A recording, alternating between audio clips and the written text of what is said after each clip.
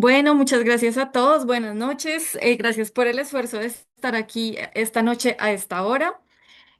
Bueno, yo me presento. Mi nombre es Marcela Garzón. Soy residente de tercer año de medicina interna. Yo no es que quiera ser reumatóloga, pero pues sí, digamos que he tenido mucho interés en profundizar un poquito sobre estos temas porque creo que sobre todo pues la parte de reumatología es un tema transversal y pues son temas que vemos realmente en todos los pacientes que abordamos desde la medicina interna. Y pues que más que este tema que es tan importante y creo que todos hemos tenido contacto con él en muchas ocasiones y pues la verdad es que uno a veces se queda con muchas dudas sobre cómo trato un paciente, cómo lo puedo diagnosticar, será que sí tiene el síndrome o no. Por eso pues yo llamé a esta charla un mapa de autoinmunidad. Entonces, pues voy a empezar. Voy a hablarles muy cortico sobre un poquito de la historia y es porque el síndrome antifosfolípido se descubrió gracias a los primeros estudios que se hicieron sobre la sífilis por allá en 1906. Entonces empezaron a hacer unas pruebas con unos anticuerpos inespecíficos contra la sífilis que se llamaban reaginas y luego se empezaron a dar cuenta, voy a poner aquí un momentico el cursor. Y luego se empezaron a dar cuenta que en la población en Estados Unidos entre 1900 y 1938 había una gran prevalencia de sífilis. Entonces empezaron a tratar de aplicar esa prueba que había hecho Wasserman en 1906 a toda esa población de soldados que estaban en la Segunda Guerra Mundial y se empezaron a dar cuenta que muchos de ellos no tenían síntomas de sífilis, pero que sin embargo salían con las pruebas positivas y se empezaron a dar cuenta de los primeros falsos positivos biológicos y a esos falsos positivos biológicos los llamaron BFP-STS y se empezaron a dar cuenta que estos anticuerpos empezaban a presentarse más adelante en otras personas que tenían otras enfermedades, como lo eran el lupus eritematoso sistémico, por allá hacia 1952.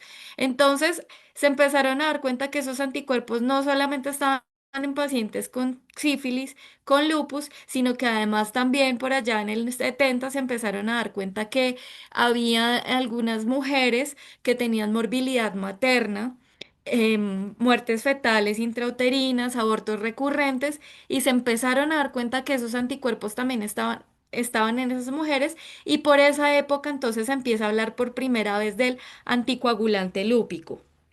Y se dan cuenta que como el 50% de los pacientes de esos pacientes con lupus tenían ese mismo anticuerpo. Y fue por allá hacia 1980 como diferentes grupos de investigación que se empezaron a dar cuenta de una serie de enfermedades en las que no solamente estaba presente el anticoagulante lúpico, sino otros anticuerpos y se empezaron a dar nombre a los anticuerpos de las anticardiolipinas y a los antibetados glicoproteínas y entonces es la primera vez como en 1980 donde se describe como tal el síndrome antifosfolípido. Y pues si ustedes se dan cuenta, la verdad es que el síndrome antifosfolípido, su descripción, su diagnóstico y su tratamiento, pues es más bien de un síndrome pues muy joven, ¿no? Si vemos 1980 acá, harán unos 40 años y pues realmente todavía es como un síndrome que está muy en investigación y por eso pues todavía no hay nada definitivo y muchas de las recomendaciones del manejo, como vamos a ver más adelante, pues son recomendaciones de expertos.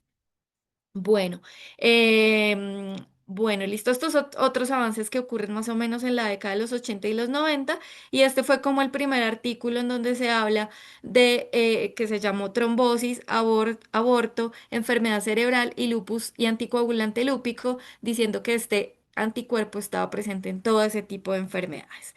Bueno, y entonces aquí esta definición es una definición pues que yo intenté hacer pues tomando todo lo que alcancé a revisar de la literatura y pues subrayé en rojo las palabras que me parecen importantes que hay que llevarse en la cabeza. Entonces, ya sabemos que el síndrome antifosfolípido es una enfermedad autoinmune, pero es una enfermedad sistémica y con esto quiero decirles que es una enfermedad que afecta, digámoslo así, toda la economía del cuerpo. Entonces, puede afectar cualquier órgano, cualquier vaso y puede estar presente en diferentes etapas de la vida incluso en la edad gestacional. ¿Y por qué se caracteriza esta enfermedad? Porque genera una condición de hipercoagulabilidad la mayoría de las veces, en las que vamos a tener eventos como trombosis venosa, trombosis arterial, y quiero decirles que se desarrolla en cualquier parte de la vasculatura, ya sean pequeños vasos, grandes vasos, venas, arterias, pero que además es capaz de generar morbilidad gestacional. Dentro de eso tenemos abortos tempranos, abortos recurrentes, muertes fetales, partos prematuros, y hay que contarles también que genera unas manifestaciones no trombóticas. Entonces, como ven, es una definición muy amplia y así lo vamos a ir viendo a lo largo, pues a medida que desarrollemos el tema.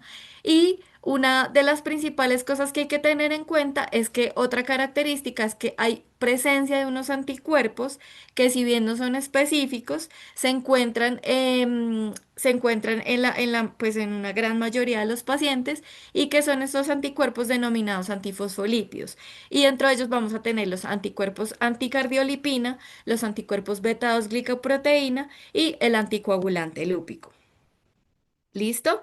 Entonces, ¿qué tenemos? Una enfermedad sistémica autoinmune que genera fenómenos trombóticos, que genera mortalidad, morbilidad materna y fetal, y que además tiene unos fenómenos no trombóticos, y todo esto caracterizado por la presencia de estos tres grandes anticuerpos que ya vamos a desarrollar más adelante.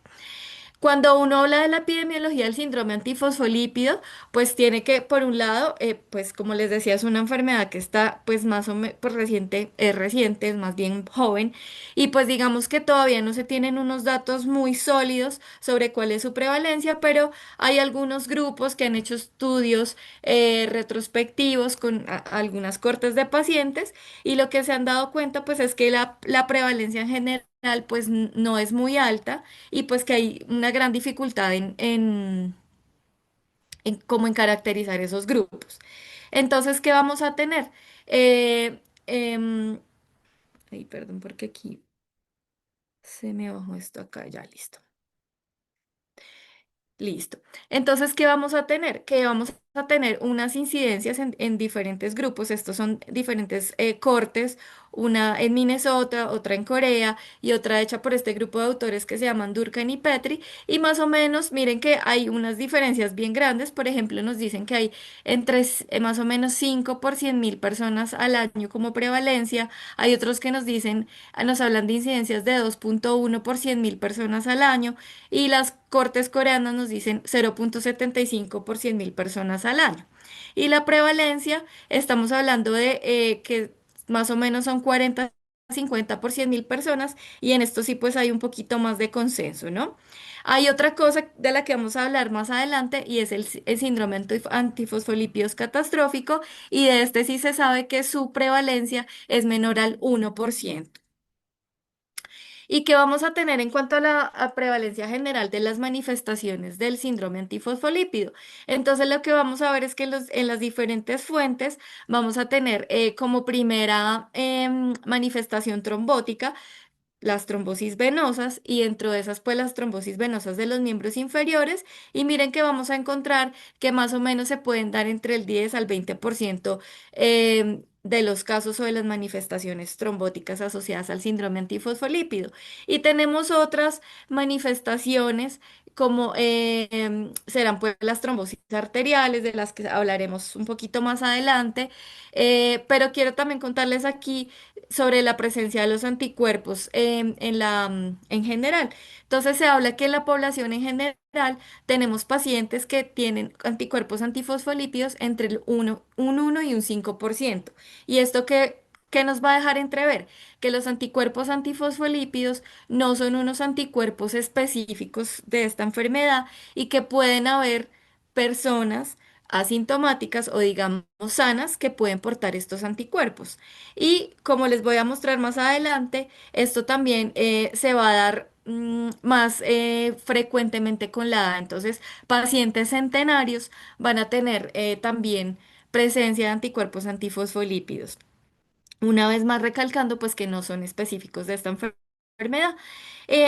También se encuentran anticuerpos en condiciones específicas, como por ejemplo en los eventos cerebrovasculares en pacientes que son menores de 50 años. Entonces es por eso muy importante cuando veamos pacientes menores de 50 años con fenómenos trombóticos y que no tienen otros factores de riesgo, pensar en ellos en síndrome antifosfolípidos. Y pues se ha encontrado que en ese grupo poblacional, más o menos la prevalencia de anticuerpos antifosfolípidos llega a ser un 17%.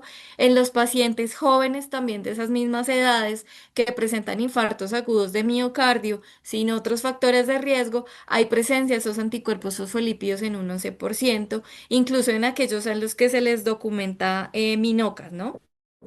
Em, en los pacientes con lupus también es muy importante porque el síndrome, ustedes recuerdan que el lupus, los criterios de definición de lupus eritematoso sistémico, pues encontramos los anticuerpos antifosfolípidos y se prevé que más o menos un 10 a 15% de los pacientes que tienen lupus presentan estos anticuerpos positivos. Bueno, listo.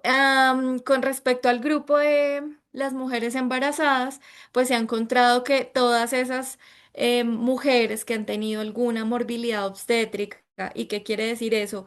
Mujeres que han tenido em, em, partos prematuros antes de la semana número 34, mujeres que han tenido preeclampsia o eclampsia. Entonces, esas mujeres se ha visto que tienen una asociación con anticuerpos antifosfolípido en un 6%. Esas mujeres a las que se les han encontrado episodios recurrentes de abortos y pues que digamos que nunca se les ha hecho otros estudios, se han encontrado que un 54% podría tener presentes estos anticuerpos antifosfolípidos. Y en esos casos en los que hay muertes fetales, se ha visto relacionadas esas muertes fetales con esa presencia de anticuerpos antifosfolípidos en un 11%.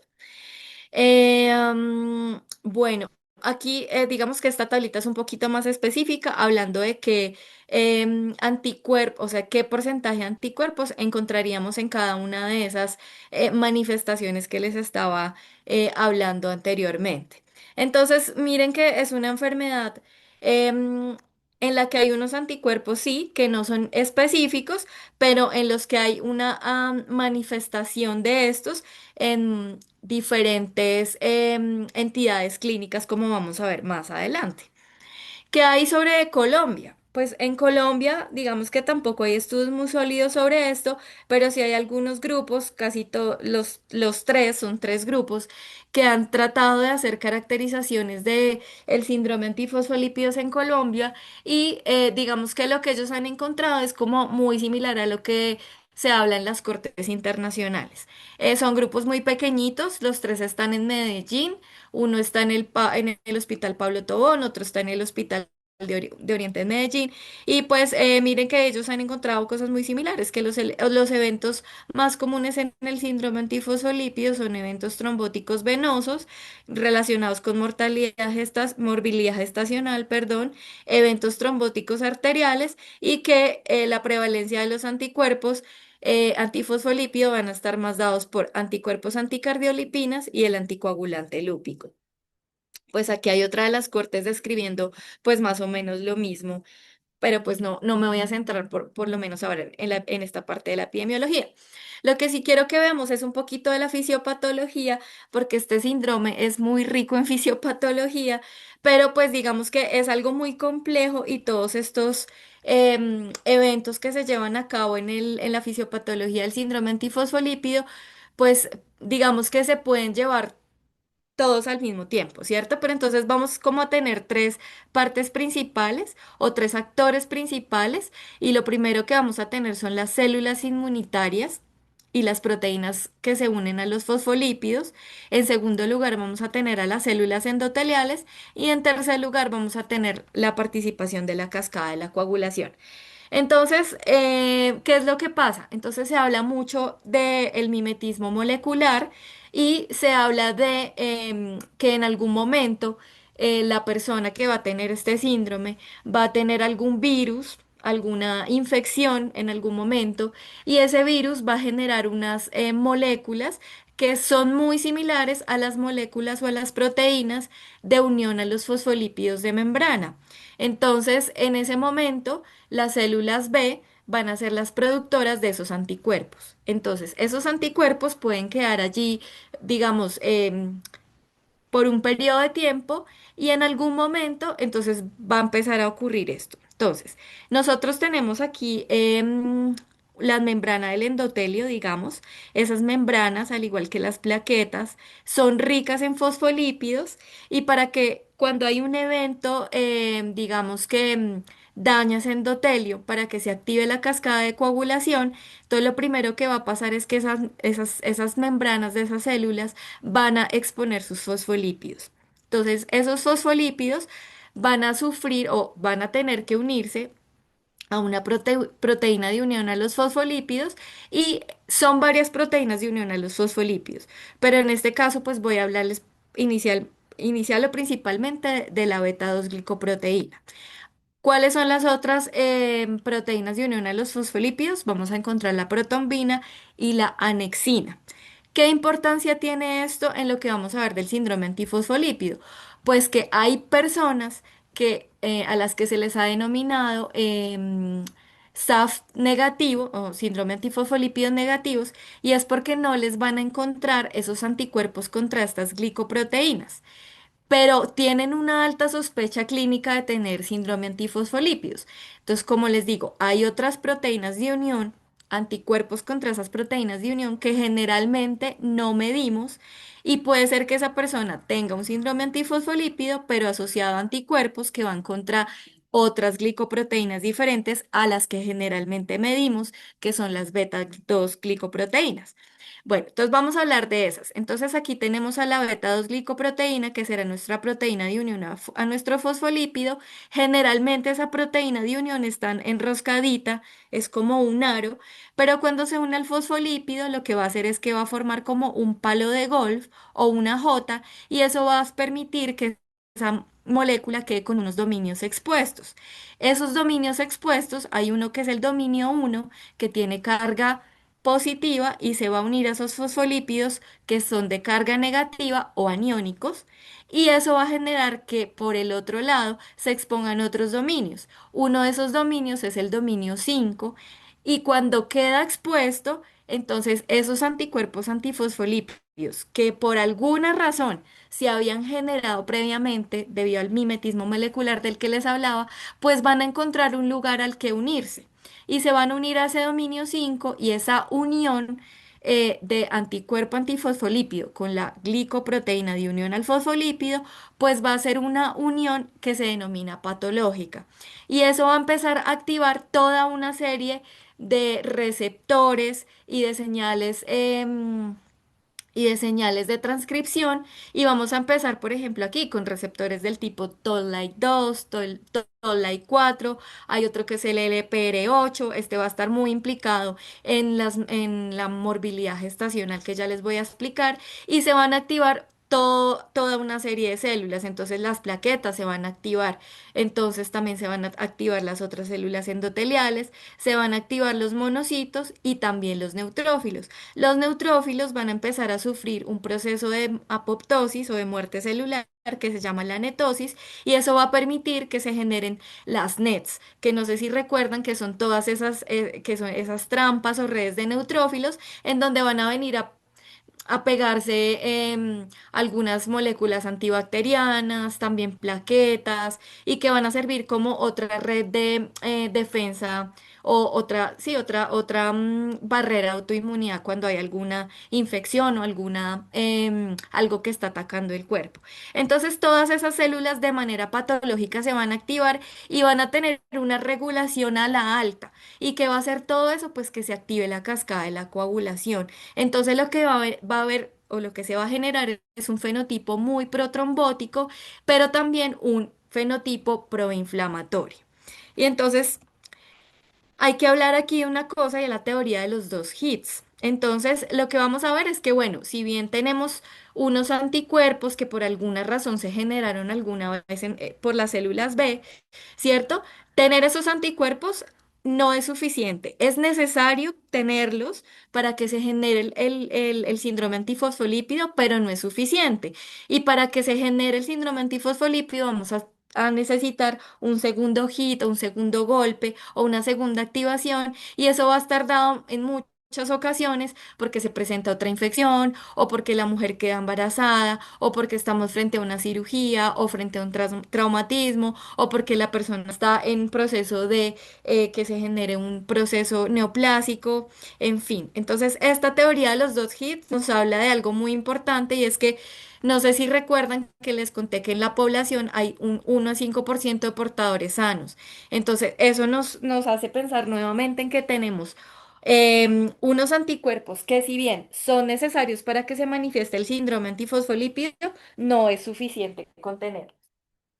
Entonces, cuando pasamos de esta teoría del segundo hit y ya nos metemos un poquito en lo que pasa en todo ese fenotipo pues protrombótico, lo que vamos a ver es que en primer lugar, lo que se va a aumentar es en la producción del factor tisular. Y aquí les puse como la cascada de la coagulación viejita que de pronto todos recordamos. El factor tisular es el factor que va a activar esta vía extrínseca de la coagulación. Y eso va a permitir que al final, cuando llegamos a la vía común, se forme la protrombina que se transforma en trombina, luego el fibrinógeno que se transforma en fibrina y se formen pues toda esta red que va a permitir que se forme un coágulo estable.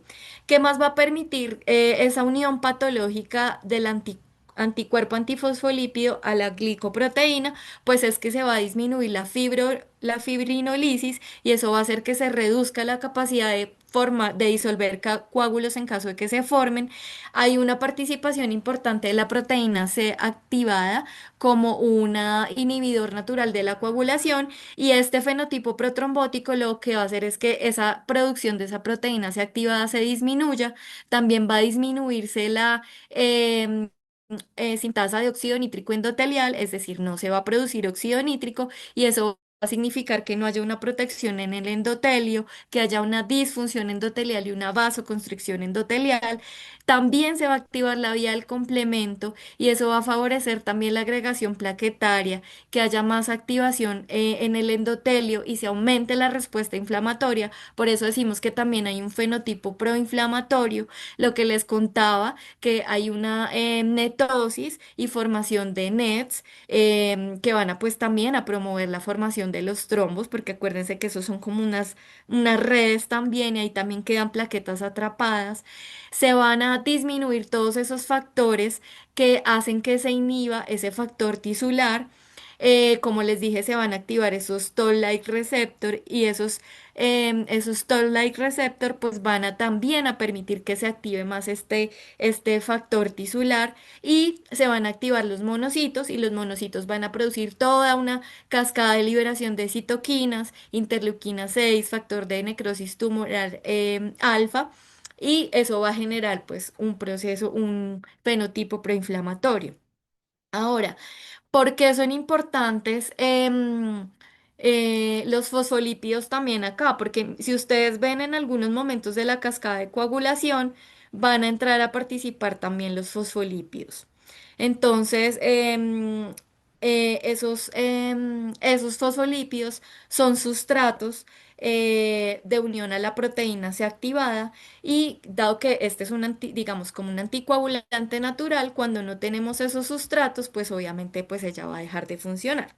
Entonces, como ustedes ven, es una cosa muy compleja, intrincada, pero pues digamos que llévense ese concepto en la cabeza de que se genera un fenotipo proinflamatorio y protrombótico. Y el principal actor ahí es la activación del factor tisular. Bueno, ¿y qué es lo que pasa en el embarazo? Porque esos anticuerpos antifosfolípidos generan tanta morbilidad en el embarazo. Pues resulta que la presencia de esos anticuerpos antifosfolípidos que se unen a esa glicoproteína, lo que va a hacer es que no digamos, haya una buena proliferación del trofoblasto y que en muchos casos esa placenta en la que se va a formar o en la que se va a desarrollar el feto, pues no tenga una buena implantación. Y en eso también participa ese receptor del que les hablaba al comienzo, que era el LRP8. Entonces, los efectos principales de los anticuerpos antifosfolípidos, pues será que se disminuya la proliferación e invasión de los trofoblastos y también va a generar como hay ese fenotipo inflamatorio, que haya una inflamación de la interfaz entre la madre, la interfaz materno-fetal, que sí se denomina, y que eso afecte la placentación. Que no haya migración de trofoblastos, que se aumente las secreciones de otras em,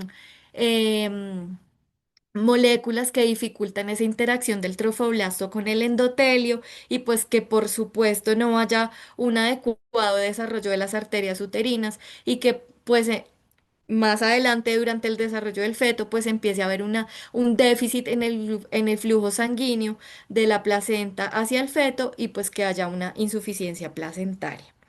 ¿Listo? Entonces pues ahí vamos con la parte de la fisiopatología. Bueno, y entonces hay que empezar a hablar un poquito también de lo que son los anticuerpos antifosfolípidos.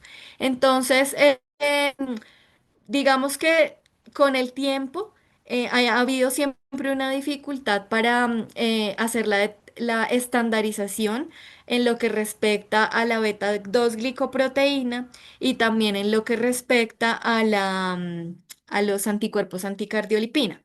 El anticoagulante lúpico, pues como fue de los que primero se detectó y el que más desarrollo ha tenido, pues digamos que está un poco más estandarizado.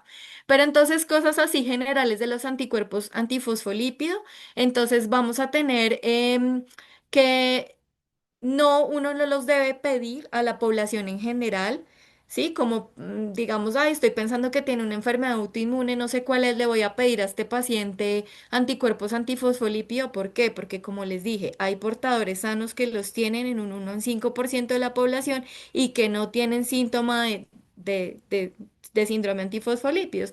Entonces, si uno no sabe qué hacer con un examen, pues si no sabe qué hacer, si no sabe por qué lo pide, pues tampoco sabe qué va a hacer con él. Entonces no se recomienda de rutina pedirle anticuerpos antifosfolípidos a la población en general. Solamente se recomienda pedir esos anticuerpos a pacientes jóvenes menores de 50 años que tienen algún evento trombótico que ya definitivamente se ha descartado que no es provocado y que además ocurre en sitios inusuales. Se recomienda que se deben tomar a mujeres embarazadas que han tenido, digamos, complicaciones en el embarazo y que no solamente se relacionan con muerte fetal y abortos recurrentes, sino también tengan muy en cuenta las mujeres que han tenido preeclampsia y eclampsia y que han tenido partos prematuros antes de las 34 semanas, que creo que eso a veces se nos pasa. Mucho a todos en las historias cuando estamos viendo pacientes, no sé, de reumatología y de pronto no les preguntamos sus antecedentes obstétricos y resulta que esas mujeres han tenido pérdidas recurrentes o han tenido incluso preeclampsias y eclampsias y no les prestamos pues la debida atención y ahí puede estar la clave del diagnóstico. Como les decía, el anticoagulante lúpico es un anticuerpo que está más estandarizado que los otros y la prueba de este anticoagulante, digamos que consiste en que se hace, digamos, como repetida. Entonces, lo primero que se hace es medirla con el tiempo tiempo diluido de víbora de Russell y se hace otra prueba con el tiempo de tromboplastina parcial activada. Entonces, ¿qué es lo que hacen? Entonces, toman la muestra del paciente y la ponen en contacto, digamos, en un tubo con el tiempo diluido del veneno de la víbora de Russell y en el otro tubo con miden el tiempo parcial de tromboplastina activado. ¿Qué va a pasar? Entonces lo que vamos a encontrar es que puede que haya una prolongación de esos tiempos de coagulación, ¿cierto? Entonces, ¿eso qué significa? Si el tiempo está alargado, eso nos puede decir ahí hay un anticoagulante lúpico, ¿cierto? Entonces, ahora, la segunda fase, lo que van a hacer es mezclar ese plasma que está en esa prueba con un plasma de un paciente normal y lo que van a ver es que si se corrige el tiempo de coagulación es porque le faltaba al plasma de nuestro paciente factores de coagulación y pues que el plasma normal le aportó esos factores de coagulación y el tiempo de tromboplastina activada o el de la víbora de Russell se corrigió. Entonces ahí uno dice, no hay anticoagulante lúpico, lo que le faltaban era otros factores de la coagulación. Pero si cuando uno hace esa prueba no se corrigen los tiempos, entonces lo que va a añadirse es fosfolípidos. Y cuando se añaden los fosfolípidos y hay una corrección en el tiempo de coagulación, entonces lo que se confirma es que en esa muestra había anticoagulante lúpico. ¿Por qué? Porque los fosfolípidos lo que hacen es, al estar en tanta cantidad, digamos, inhiben ese anticoagulante lúpico. Entonces, eso confirma la presencia del anticoagulante lúpico. Entonces, miren que en in vitro lo que está haciendo el anticoagulante lúpico es prolongar tiempos de coagulación. Entonces, uno intuitivamente diría, ah, no, pues entonces lo que produce es sangrado. Esto es lo que pasa in vitro, pero lo que pasa in vivo es que el anticoagulante lúpico, como vimos en la fisiopatología, va a promover también ese estado protrombótico. Entonces, ¿qué vamos a tener cuando es un resultado positivo para anticoagulante lúpico? Entonces, uno, en la primera prueba, el tiempo de parcial de tromboplastina está aumentado. Segundo, si no mejora con la mezcla del paciente con un plasma normal. Y tercero, si mejora con los antifosfolípidos, entonces podemos decir que estamos frente a un paciente con anticoagulante lúpico. Entonces, como este anticuerpo está tan estandarizado, entonces digamos que cuando nosotros tenemos anticoagulante lúpico positivo, como les voy a mostrar más adelante, ya podemos decir que ese paciente muy seguramente junto con los síntomas clínicos tiene un SAF. Ahora, hay una cosa con el anticoagulante lúpico que es de tener cuidado y es que no se debería tomar cuando uno está con un paciente que tiene otro uso de otros anticoagulantes. ¿Por qué? Porque entonces pues vamos a tener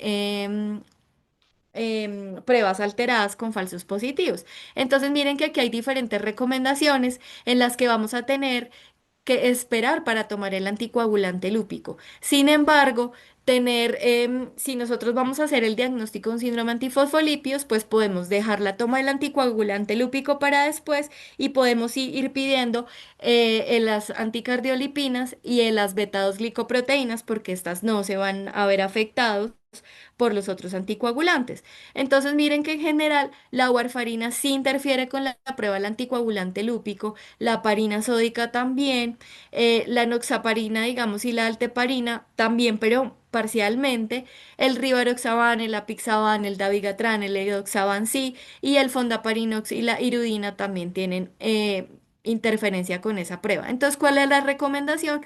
Pues generalmente cuando ocurre esto, que vamos a tomarle pruebas de SAF a un paciente, pues posponemos la prueba del anticoagulante lúpico generalmente una semana después y comprobamos que, por ejemplo, aquellos que están usando vitamina K tengan INRs entre 1,3 y 1,5. Entonces, lo que se recomienda en general es que una semana después de haber suspendido el anticoagulante ya uno puede tomar o pues tomar las pruebas para detectar el anticoagulante lúpico. Ahora, ¿qué pasa con los anticuerpos anticardiolipina y antibetados glicoproteínas? Pues que estos se miden con otros inmunoensayos que se denominan en fase sólida y esos inmunoensayos están menos estandarizados. Entonces, hay que hacer repetidas pruebas, como vamos a ver adelante, de estos anticuerpos y además vamos a generalmente a medir dos isotipos que son el IgG y el IgM. También hay otro isotipo de estos dos anticuerpos, que es el IgA, pero este se mide con menos frecuencia y vamos a ver que se miden en aquellos pacientes que tienen alta sospecha de síndrome antifosfolípido, pero a quien no les encontramos positivos ninguno de los dos otros anticuerpos antifosfolípidos. Hay que tener en cuenta aquí como puntos claves que los anticuerpos IgM se asocian más con el SAF obstétrico y los anticuerpos que tienen IgG se asocian generalmente más con ese fenotipo protrombótico. Listo. Como les digo, no se recomienda medición de estos anticuerpos de forma rutinaria, a menos de que uno tenga unos pacientes con una alta sospecha de síndrome antifosfolípido. Bueno, ya vamos a hablar más adelante de otros anticuerpos. Entonces, quiero hacerles aquí énfasis en que gracias a este perfil de anticuerpo, nosotros vamos a poder clasificar a los pacientes como en unos perfiles de riesgo. Entonces, ¿qué significa perfil de riesgo en el síndrome antifosfolípido? Que teniendo la presencia de ciertos anticuerpos, vamos a tener más posibilidad de tener eventos trombóticos. ¿Listo? Entonces, vamos a tener que tomar tres anticuerpos que son, ya vimos, el IgG y el IgM de las anticuerpos anticardiolipinas. Vamos a tener el IgG y el IgM de las beta 2 glicoproteínas y el anticoagulante lúpico. Esos son los tres anticuerpos que tenemos que pedir a nuestros pacientes inicialmente, a quienes les estamos sospechando un síndrome antifosfolípido. ¿Listo? Entonces, estos anticuerpos pueden estar positivos en títulos medios, altos, o pues pueden estar negativos, ¿cierto? La idea es que las guías nos dicen que para decir que estos anticuerpos están positivos, deben estar positivos en dos ocasiones con 12 semanas de diferencia. ¿Listo? Y deben estar en títulos medios y altos. ¿Y que se ha definido como títulos medios y altos? Pues todavía hay mucha controversia sobre eso.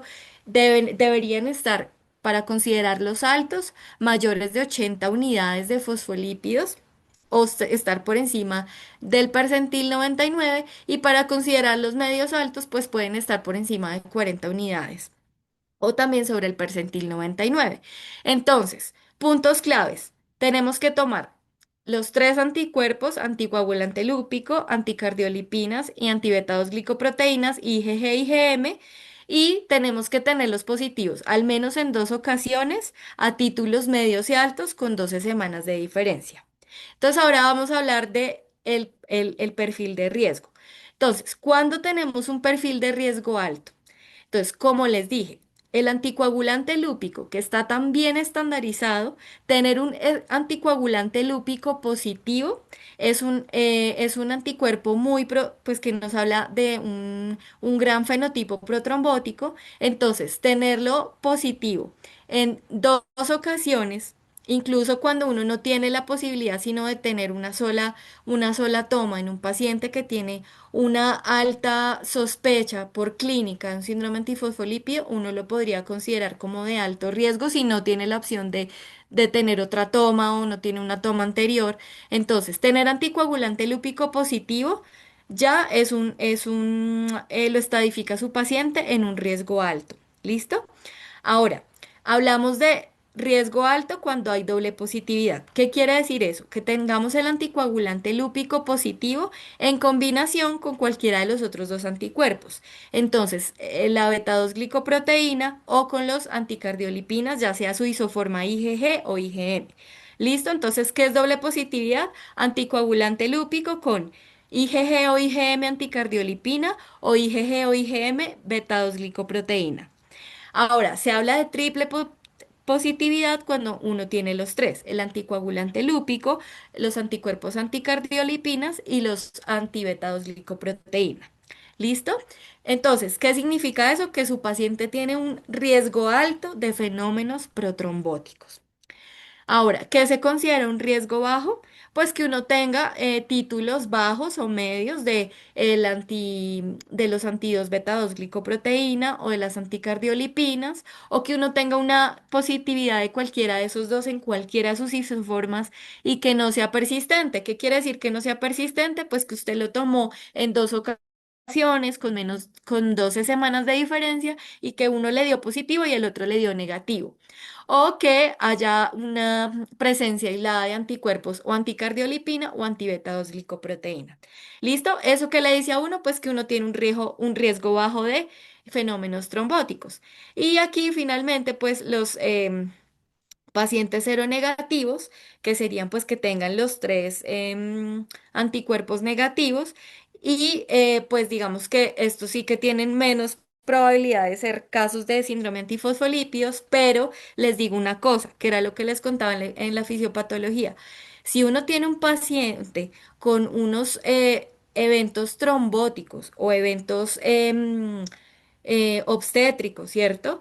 Pero tiene esos anticuerpos inicialmente negativos y uno tiene una alta sospecha, uno debería recurrir a la toma de otros anticuerpos contra fosfolípidos, pero que no están incluidos en los criterios como vamos a ver más adelante. ¿Y cuáles son esos? Como les contaba, los IgA de las anticardiolipinas o de las beta-2 glicoproteínas, y hay otros más adelante que están contra la fosfatidilcerina o contra la protombina, o como les contaba, las anexinas. ¿Listo? Entonces, nuevamente, para que se lleven esto en su cabeza hoy, este mensaje, se debe sospechar síndrome antifosfolípido en pacientes jóvenes, menores de 50 años que presenten trombosis no provocadas, especialmente en sitios inusuales que son recurrentes o en complicaciones, em, algunas no trombóticas o en el embarazo o asociadas a otras enfermedades autoinmunes.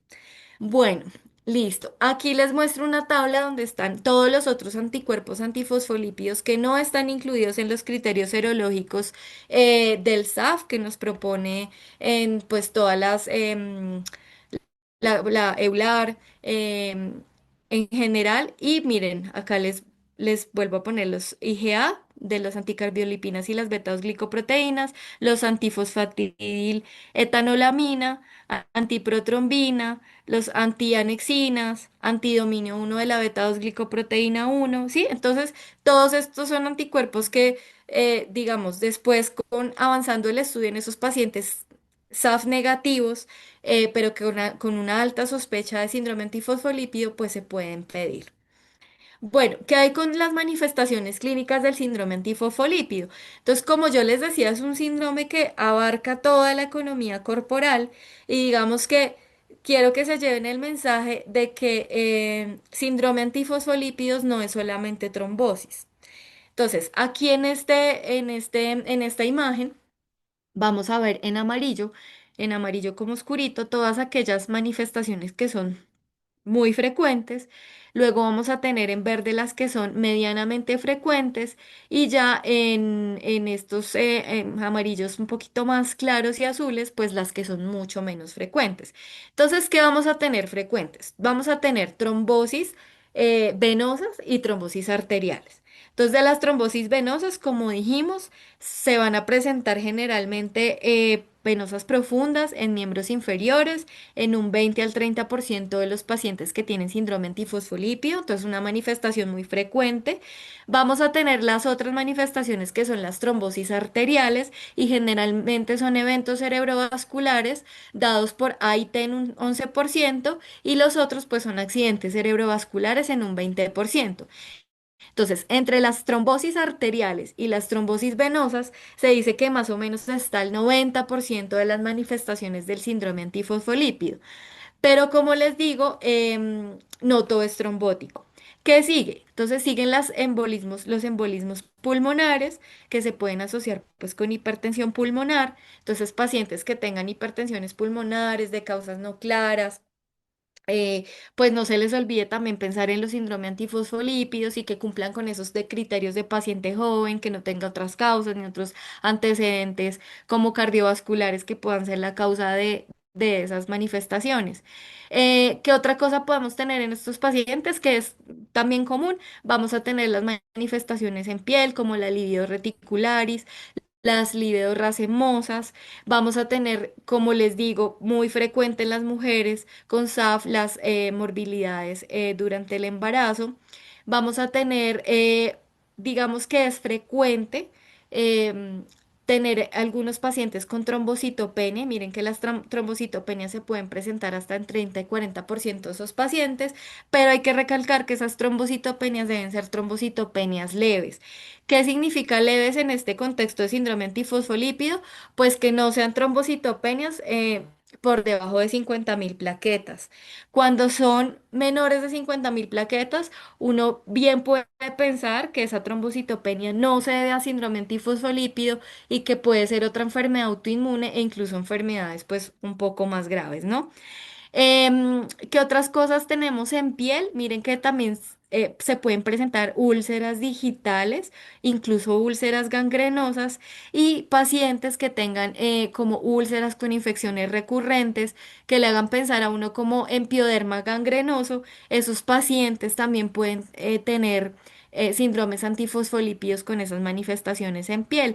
¿Qué otra cosa? Otras cosas que digamos que pueden ser digamos, porque no están muy bien documentadas, infrecuentes, pero que en realidad no lo son tanto. Miren, los pacientes con valvulopatías y que se ven en las válvulas, sobre todo engrosamiento de las válvulas, principalmente la mitral, pero puede ser la mitral y la aórtica, pero principalmente la mitral, y nódulos sobre esas válvulas. Incluso hay nódulos que se pueden confundir con vegetaciones o hay también vegetaciones asépticas, síndromes de Lippmann-Sachs, en los que pueden ser manifestaciones de síndrome antifosfolípido. Y no se nos olvide lo que yo les contaba, pacientes con infartos agudos de miocardio, infartos de tipo Minoca, que pueden tener anticuerpos de síndrome antifosfolípido en un 11%. Mire que hay manifestaciones de síndrome antifosfolípido a nivel cardiovascular hasta en un 5,5% de las personas. Y cosas mucho más raras, pues trombosis de la vena central de la retina, que va a producir síntomas como la maurosis fugax y otras que son mucho más raras, que son las manifestaciones renales y las manifestaciones a nivel de las glándulas suprarrenales, que también hay que pensarlas. Entonces, miren que hay un grupo en Europa que se llama el Europhospholipid Project Group. Ellos trataron de caracterizar cuáles eran las manifestaciones más comunes del síndrome antifosfolípido y pues miren que aquí vamos viendo pues que corresponden con todo lo que ya mencionamos acá, ¿no? Entonces querían enombrarles también que antes había mucha mención sobre lo que era el SAF primario y el SAF secundario. El SAF primario se hablaba de él cuando no había ninguna otra enfermedad autoinmune relacionada con el síndrome antifosfolípido, sino que, pues digamos que era la manifestación primaria. Y el SAF secundario se hablaba de presencia de síntomas de síndrome antifosfolípido en presencia de otras enfermedades autoinmunes y sobre todo el lupus eritematoso sistémico. Sin embargo, ya se ha dejado de hablar un poco con estos términos porque lo que se han dado cuenta es que con el tiempo muchas de las personas con síndrome antifosfolípido que se pensaba era primario, pues empiezan a tener manifestaciones autoinmunes de otras enfermedades. Entonces, pues se ha dejado hablar un poco de esa clasificación, pero es para que la tengan en cuenta porque todavía es muy común encontrarla en los artículos, pues, al respecto del síndrome, ¿no? Eh, am, entonces, como ven, el síndrome antifosfolípidos es un síndrome muy variable, muchas presentaciones clínicas, muy heterogéneo y pues digamos que de hecho la presentación en el tiempo entre un síntoma y otra, la literatura dice que puede estar separada hasta 10 años. Entonces, miren que si no es por un evento trombótico, uno puede tener muchas manifestaciones que lo pueden llevar a hacer el diagnóstico, pero como son tan heterogéneas y tan separadas en el tiempo, pueden retrasar muchísimo, muchísimo el diagnóstico. Bueno, listo. Siguiendo con las manifestaciones clínicas, aquí pues otro de los cuadros de caracterización que se muestran es ese Europhospholipid Project Group. Y como les decía, pues miren primero las manifestaciones a nivel trombótico venoso. Trombosis venosa encabezando, aquí como con un 38,9%. Luego las manifestaciones arteriales, trombóticas arteriales, sobre todo el stroke. Eh, no olvidar también en esos pacientes con manifestaciones neurológicas, las migrañas, las mielitis, digamos como neuropatías periféricas que a veces no tienen otras explicaciones, pues piensen en síndromes antifosfolípidos con esas manifestaciones. Bueno, luego de los eventos trombóticos venosos y arteriales tenemos pues los eventos de trombosis o tromboembolia pulmonar. Luego tenemos las manifestaciones cardíacas, manifestaciones gastrointestinales, las cutáneas de las cuales ya hablamos. Y miren que estas, digamos, toda esta variedad de manifestaciones va a permitir ahorita, como lo vamos a ver en los criterios, que ya no se, que se hable de dominios y que para hacer el diagnóstico uno tenga que tener en cuenta 6 dominios. Bueno, factores de riesgo para que haya eventos trombóticos. Recapitulando cosas, presencia del anticoagulante lúpico, que como les dije, estadifica al paciente en un alto riesgo protrombótico, tener los triple positividad, es decir, los tres anticuerpos antifosfolípidos positivos, y también pues tener esos anticuerpos anticardiolipina en títulos medios altos y de manera persistente. Bueno, con respecto a al SAF obstétrico, entonces, ¿cómo se define eso? Entonces se define eh, que se presentan mujeres que han tenido abortos, por lo menos 3 abortos recurrentes de menos de 10 semanas, ¿cierto? O mujeres que han tenido al menos una muerte fetal de un feto que por ecografía o por estudios después genéticos o cromosomas, pues era sano. Eh, Mujeres que han tenido eventos de partos prematuros antes de de las 34 semanas y en los que se presentan prematuros por presentar preeclampsia o eclampsia o porque tenían restricción del crecimiento intrauterino e incluso por desprendimientos de placenta. ¿Listo? Eh, y digamos, en las maternas hay que tener muy en cuenta que una de las recomendaciones del aular es todas esas madres que tengan SAF obstétrico, hay que hacerle seguimiento desde la semana 24 con Doppler uterino y hacerles ecografía obstétrica para evaluar ese Doppler o ese flujo en las arterias uterinas y pues evaluar que no haya restricción del crecimiento intrauterino. ¿Listo? Bueno, ahora hay hemos visto varias cositas, ¿no? Entonces tenemos ahora el SAF catastrófico, que también se denomina síndrome de Asherson en honor pues al médico que lo describió. Y este, como les contaba, es una forma mucho más rara, pero es potencialmente mortal. De hecho, hay un registro internacional para que cuando alguien esté frente a un caso de estos, pues lo que haga es reportarlo para que se vaya sumando como a ese grupo de pacientes y haya una mejor caracterización de este grupo, porque es muy raro y pues como es raro, la mayoría de las recomendaciones que se dan para su tratamiento pues son recomendaciones de experto. Entonces, ¿de qué se trata el síndrome antifosfolípido catastrófico? Pues es un fenotipo protrombótico, pero es un fenómeno que se presenta como de manera simultánea y que puede ser en menos de una semana afectando 3 órganos o más. Entonces, son pacientes que tienen unos eventos que pueden ser microtrombóticos o trombóticos, pero en 3 órganos o más.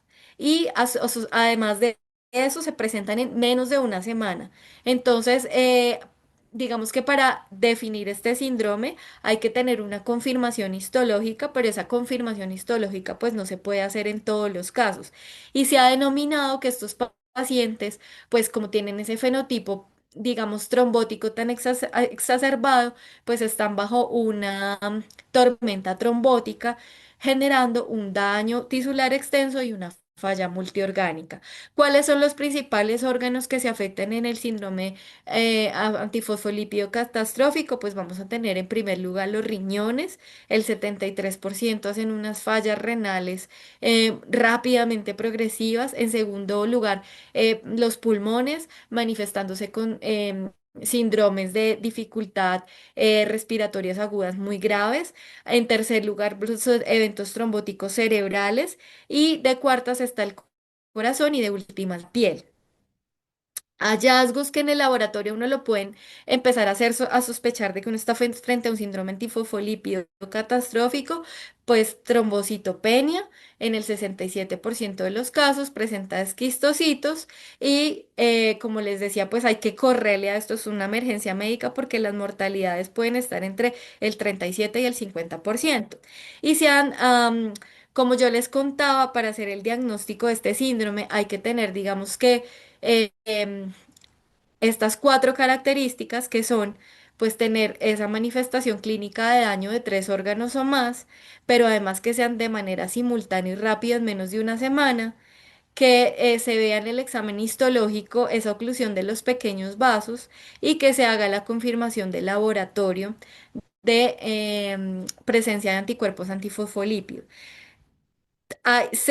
Digamos, se confirma el síndrome antifosfolípido catastrófico si uno tiene esos cuatro criterios, pero como les digo, eso no es posible en todos los casos, entonces uno lo que hace es hablar de un síndrome antifosfolípido catastrófico probable si cumple, digamos, al menos tres de esos. Entonces, por ejemplo, que se den los criterios 2, 3 y 4, ¿cierto? O que se den, por ejemplo, el criterio uno, 2 y 3, uno, 2 y 4.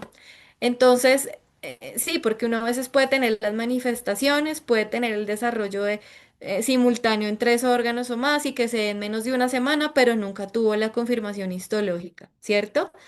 Ahora, es difícil a veces porque este síndrome antifosfolípido catastrófico puede ser la manifestación primaria del síndrome antifosfolípido y pues si uno no tiene la previa sospecha, uno puede sospechar cualquier otra entidad, entonces los diagnósticos diferenciales pues serán la coagulación intravascular diseminada, serán las microangiopatías trombóticas, incluso pueden ser las trombocitopenias asociadas a las heparinas, incluso la sepsis. La sepsis puede ser un digamos, una patología pues un diagnóstico diferencial muy importante.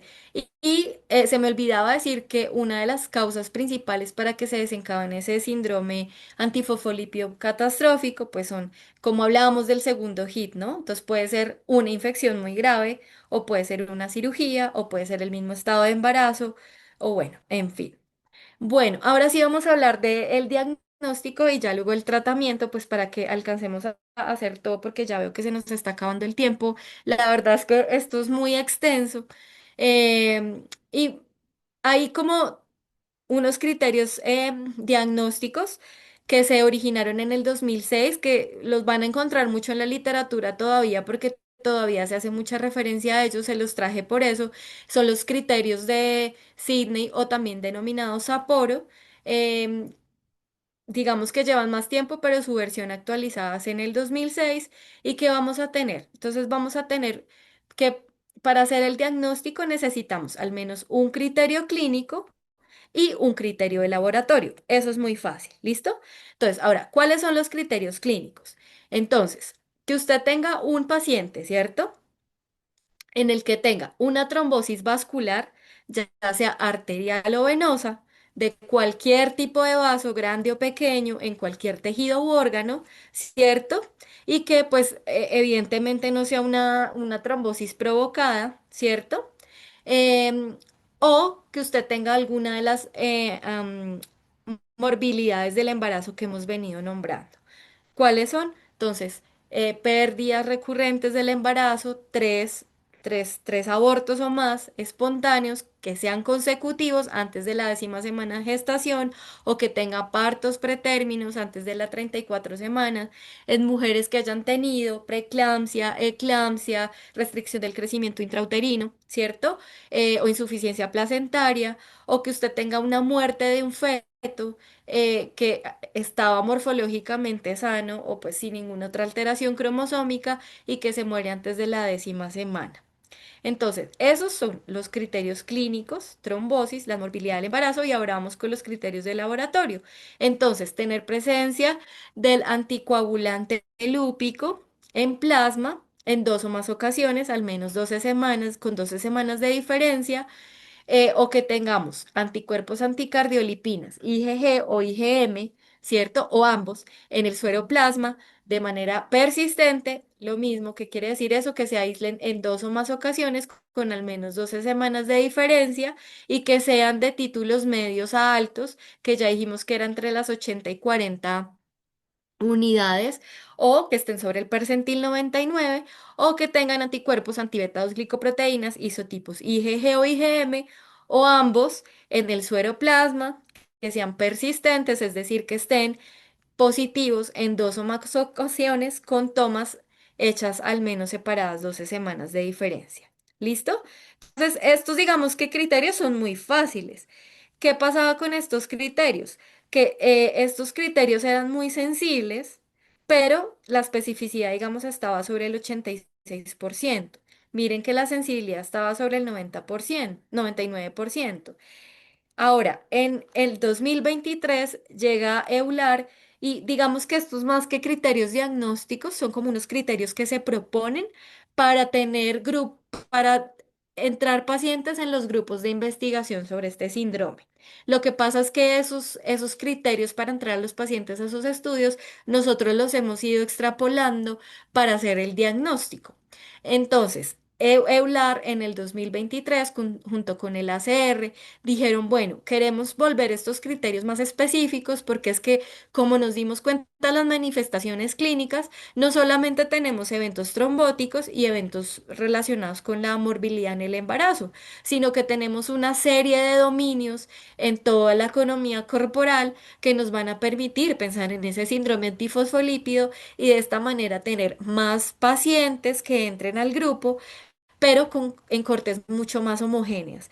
Entonces, cuando ellos proponen estos criterios, eh, logran una especificidad del 99% y sensibilidad del 84%. ¿Qué va a pasar? Es lo mismo. Entonces, mire, vamos a tener que se debe cumplir al menos un criterio clínico y también un criterio de paraclínicos. Los criterios paraclínicos se dejaron igualitos. Entonces, tener el anticoagulante lúpico o tener el IgG o el IgM de las anticardiolipinas o las beta-glicoproteínas positivas de manera persistente en dos tomas, al menos separadas por 12 semanas y en títulos moderados a altos. ¿Cierto? El criterio clínico quedó igualito. Lo que se ampliaron fue los criterios, el criterio paraclínico quedó igualito, perdón. Lo que se ampliaron fueron los criterios paraclínicos y ellos propusieron 6 dominios. Entonces propusieron el criterio macrovascular, en donde tenemos las trombosis venosas.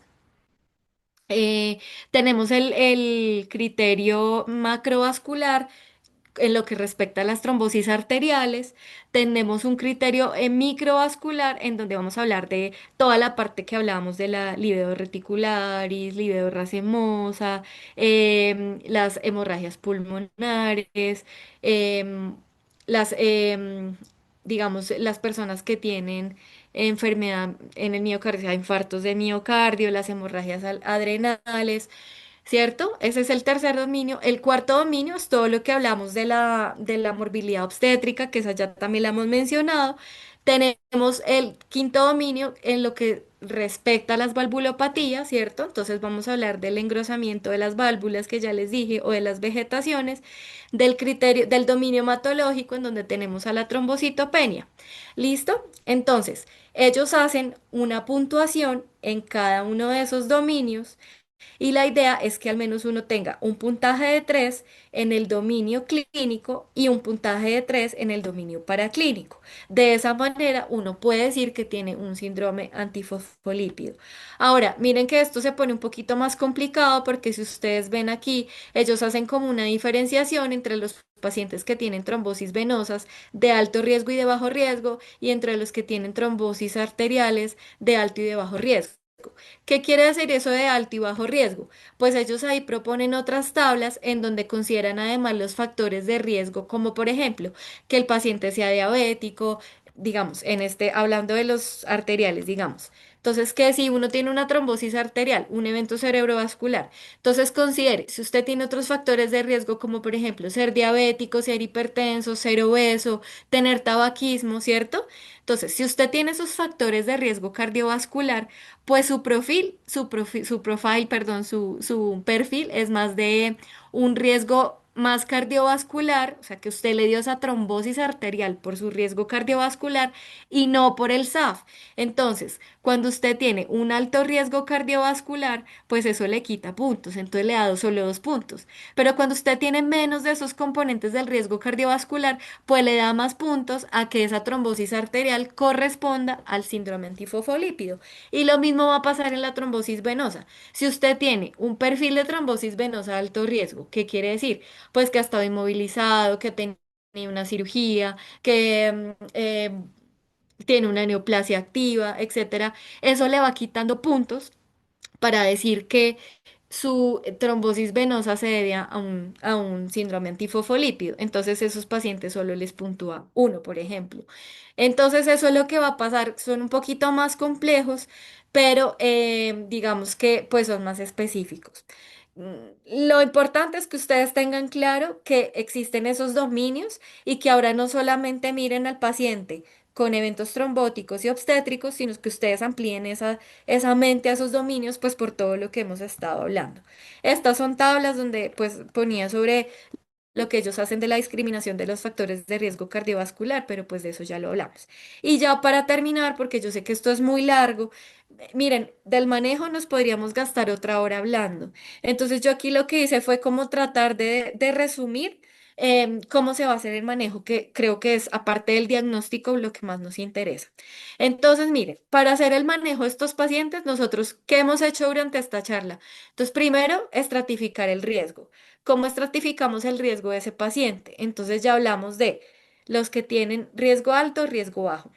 Ya hablamos de los de riesgo alto, que son los que son doble positivo, triple positivo y los que tienen anticoagulante lúpico positivo, ¿cierto? Entonces, eso ya los va a clasificar en un riesgo trombótico alto. Segundo, se propone que uno debe estar pensando si estos pacientes tienen otras enfermedades autoinmunes y tenerlas controladas. Entonces, como les decía, estos pacientes con síndrome antifosfolípido o estos anticuerpos se comparten con las pacientes que tienen lupus eritematoso sistémico y pueden estar entre un 40 y 50%. Entonces, usted tiene además, un paciente con lupus que tiene manifestaciones de un síndrome antifosfolípido, pues recuerde tener también primero bien controlado ese lupus eritematoso sistémico. ¿Qué otra cosa hay que tener? Pues tener esos pacientes con sus comorbilidades cardiovasculares pues muy bien controladas. ¿Listo? Y si usted tiene un paciente que tiene esa sospecha de síndrome antifosfolípido y usted lo va a someter a una condición de riesgo, pues acuérdese que esas condiciones de riesgo, la cirugía, la inmovilización, el puerperio, el mismo embarazo, pues usted tiene que estar pensando en que le tiene que dar manejo a esos pacientes. Entonces vamos a tener como 4 casos o como 3, 4 circunstancias clínicas acá. ¿A quiénes les voy a dar prevención primaria? ¿A quiénes, ay, perdón, acá me equivoqué, a quiénes les vamos a dar prevención secundaria? ¿A quiénes, cómo vamos a manejar el SAF obstétrico y cómo vamos a manejar el SAF catastrófico? Entonces, ¿quiénes son los de prevención primaria? Aquellos que nunca han tenido un evento trombótico. Los de prevención secundaria, perdón, acá ya sabemos que son aquellos que ya han tenido un evento trombótico. ¿Listo? Entonces, hay una escala de puntuación que se usa mucho y es el GAS. Y es una herramienta de puntuación que se desarrolló para cuantificar el riesgo trombótico y obstétrico que tienen esos pacientes con anticuerpo antifosfolípido. Y lo bueno es que aquí no solamente involucra los anticuerpos, como ven, sino además sus comorbilidades como cardiovasculares, hipertensión, la dislipidemia. Entonces, la idea es que cuando uno evalúa esos por puntos estas condiciones y tiene un puntaje mayor o igual a 10, uno entra a decir, este paciente tiene un riesgo trombótico y pues ahí vamos a entrar a hacer las prevenciones. Entonces, ¿a quiénes vamos a tener en prevención primaria? Entonces, a todos esos pacientes que tienen esos anticuerpos antifosfolípido positivo, pero nunca han tenido un evento trombótico.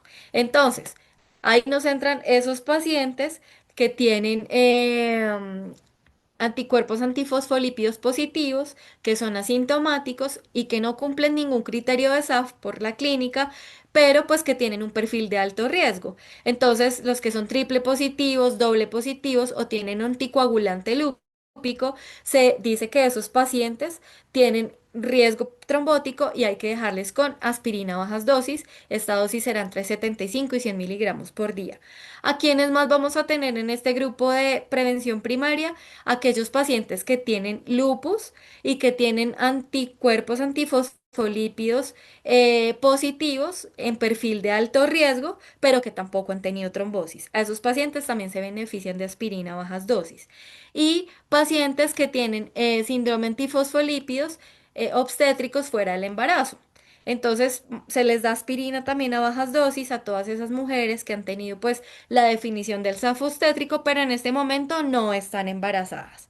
¿Listo? ¿De dónde surge esa colocación de la aspirina en este grupo de prevención primaria? Pues surgió este estudio que se denomina el ensayo a plaza. Ahí se dieron cuenta que esos pacientes que tienen riesgo trombótico y se les da aspirina, ese riesgo de hacer alguna trombosis se disminuye al 50%. Entonces por eso fue que se les empezó a dar aspirina a este grupo de pacientes. Ahora, ¿quiénes les damos prevención secundaria? A todos esos pacientes que ya han tenido su primer evento, así sea un evento trombótico, ¿cierto? Ya sea venosa o trombosis arterial. Entonces, vamos a tener esos pacientes que sí tienen, cumplen los criterios de SAF por presencia de anticuerpos antifosfolípido, ¿cierto? Y que además ya tienen su primera trombosis. Entonces, vamos a darle anticoagulación con antagonistas de la vitamina K y el INR objetivo será entre 2 y 3. Y la idea pues es como siempre que permanezcan sobre el 60% del tiempo entre ese INR objetivo. Ahora, si ese evento trombótico venoso fue no provocado, usted les tiene que dar una anticoagulación con antagonistas de la vitamina K de manera indefinida, porque el riesgo de que haya un evento trombótico nuevamente es casi como el 39-40%. Ahora, si fue provocado, es decir, esos pacientes que veíamos que habían estado con inmovilizaciones, con cirugías, no sé, fracturas e inmovilizados, neoplasias, usted les puede dar una anticoagulación corta con los antagonistas de la vitamina K, cumpliendo ese NIR objetivo, y lo finaliza una vez, como cuando uno tiene un paciente que no tiene SAF y que tiene una trombosis venosa que fue provocada o un tromboembolismo pulmonar que no fue provocado. O sea, se estima más o menos el mismo tiempo de duración de la terapia de anticoagulación.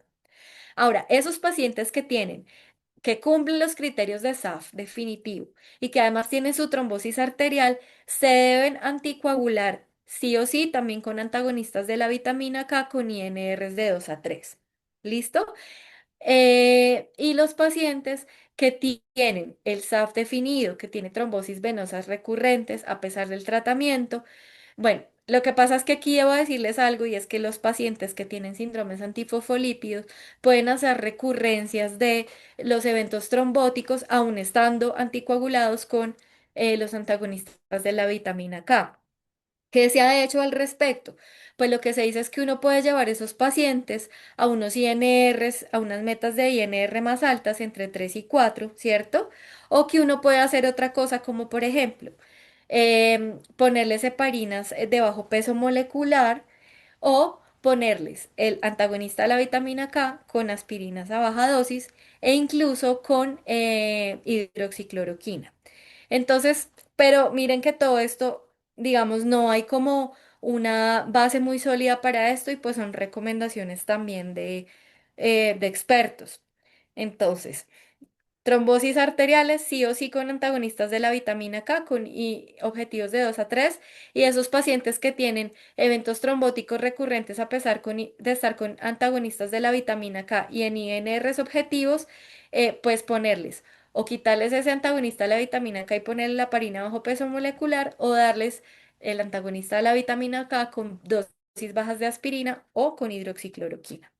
¿De dónde? Ah, bueno, entonces siempre nos preguntamos que qué pasa con los DOACs, que si se pueden dar o no en el síndrome antifosfolípido.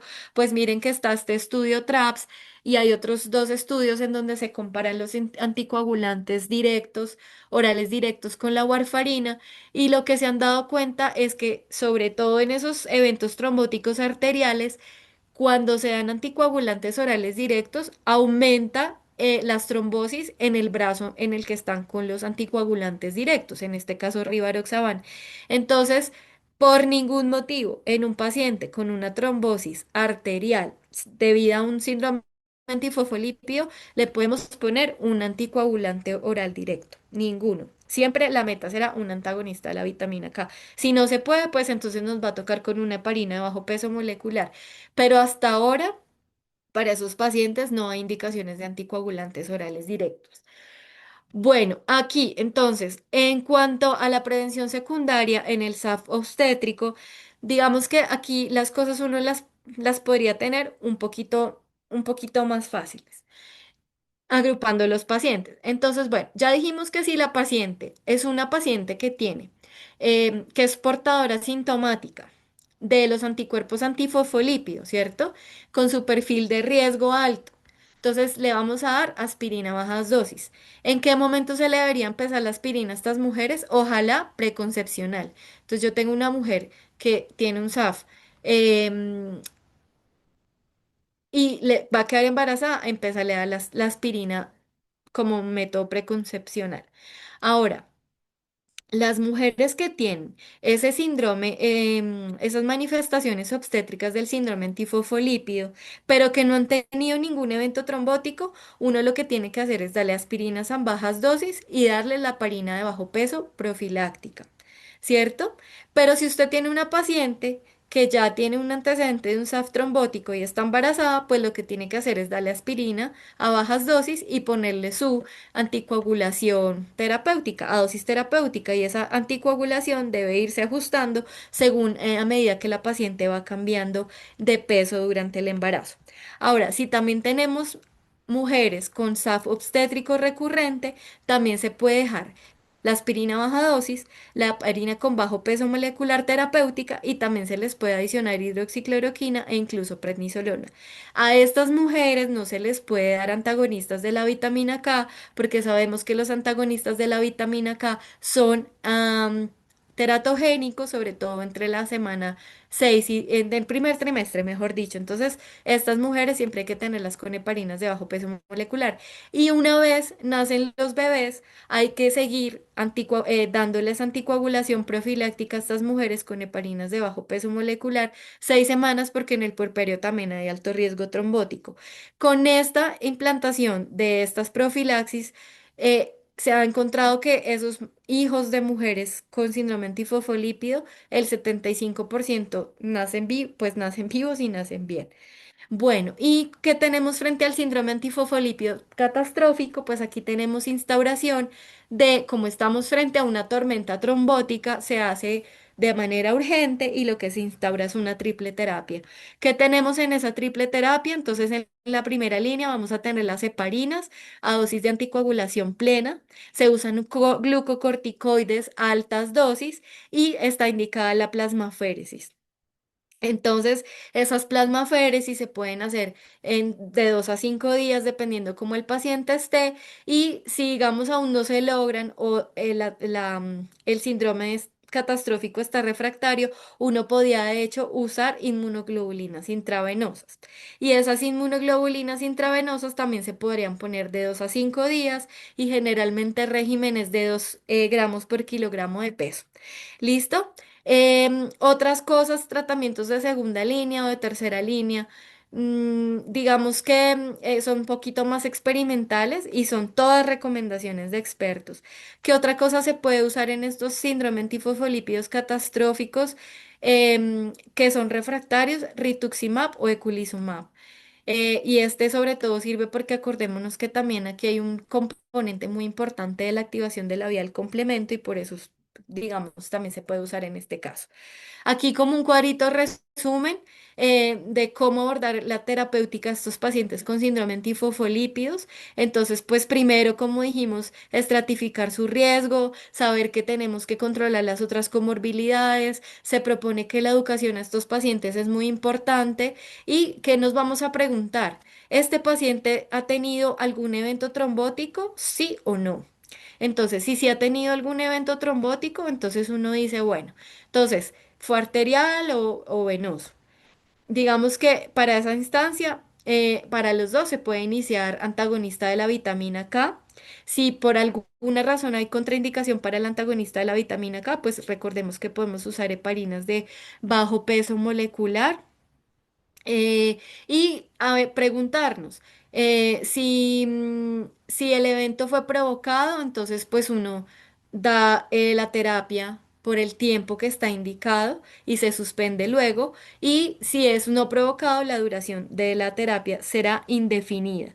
Si tenemos recurrencia de los eventos trombóticos, entonces acordémonos que podemos llevar el INR en la terapia con los antagonistas de la vitamina K a 3 o 4, les podemos adicionar aspirina o les podemos cambiar a la heparina de bajo peso, adicionarle la aspirina y también probar con antimaláricos. ¿Listo? Ahora, si el paciente no ha tenido ninguna trombosis, ahí nos vale preguntarnos si está embarazada o no está embarazada.